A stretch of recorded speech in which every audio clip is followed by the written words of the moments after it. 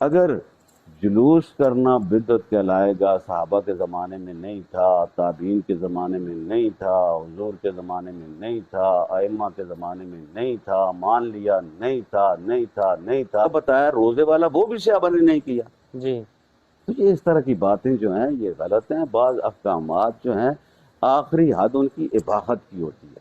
ہاں جی بعض احکامات میں آخری یعنی فرض ہے، واجب ہے اور مستحب ہے، مباح ہے.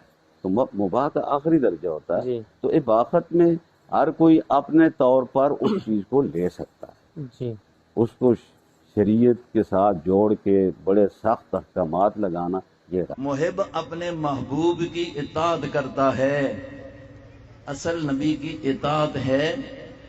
تو اطاعت حضرت منائی نہیں جاتی جی، سنت منائی نہیں جاتی، سنت اپنائی جاتی ہے. سیرت منائی نہیں جاتی، اپنائی جاتی ہے. نماز منائی نہیں جاتی جی، روزہ بولو جی رکھا جاتا ہے، منایا نہیں جاتا. نبی کی اطاعت کر اور اطاعت رسول کو اپنا، اس کے مطابق اس خوشی کو، جس خوشی کو انداز کر منانے کا، کرنے کا انداز غمی میں خوشی میں نبی کا انداز اختیار کر لے تو پھر سمجھ جا کہ میری محبت کا دعویٰ سچا ہے. لیکن کرے تو مرضی ہر بدعت کے لیے جی مباح ہے جی، ایک یہ مباح ہے، ایک فتویٰ ہے اور جی یہ ٹھیک ہے صحابہ نے نہیں کیا. شکر مان گئے ہو، ایویں تے آتے رہتے ہو کہ اللہ نے بھی میلاد منایا ہے، رسولہ نے منایا ہے، فرشتہ نے منایا ہے، اور ہن ویڈیو چڑھی ہے کہ نہیں کیتا پر مباح ہے.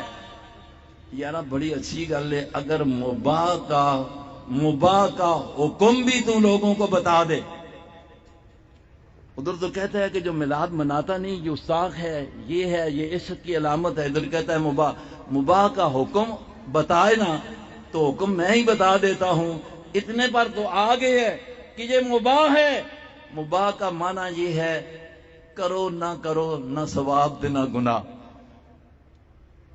فتوے تو یہ لگاتے ہو کہ یہ اس کے رسول کی نشانی ہے، یہ میلاد نہیں مانتے، یہ فلاں نہیں مانتے، اور کہتا ہے مباح کا کیا معنی ہے جی مباح کا حکم کیا ہے؟ کرو نہ کرو تو ثواب کوئی نہیں، نہ کرو تو گناہ کوئی نہیں.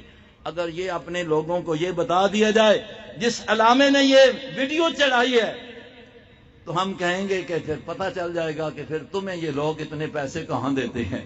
تم تو ان کو کہتے ہو کہ یہ صرف سٹیج ہی لا چھوڑو تے تسی تے بخشے بخشائے اسے تے جنت بچو. تو یہ کہتے ہیں نا بعض اوقات وہ جب شیطان نے حضرت ابو ہریرہ کو بتائی تھی نا آیت الکرسی کا فائدہ، تو نبی علیہ السلام نے فرمایا نا ہے تے بڑا جھوٹ ہے پر آج سچ کہہ گیا ہے. کدے کدے جھوٹیاں کو بھی سچ نکل جاتا ہے. بھائیو یہ پیغام حق کے آپ کو سنانے کے لیے اتنا انتظام کی جاتا ہے.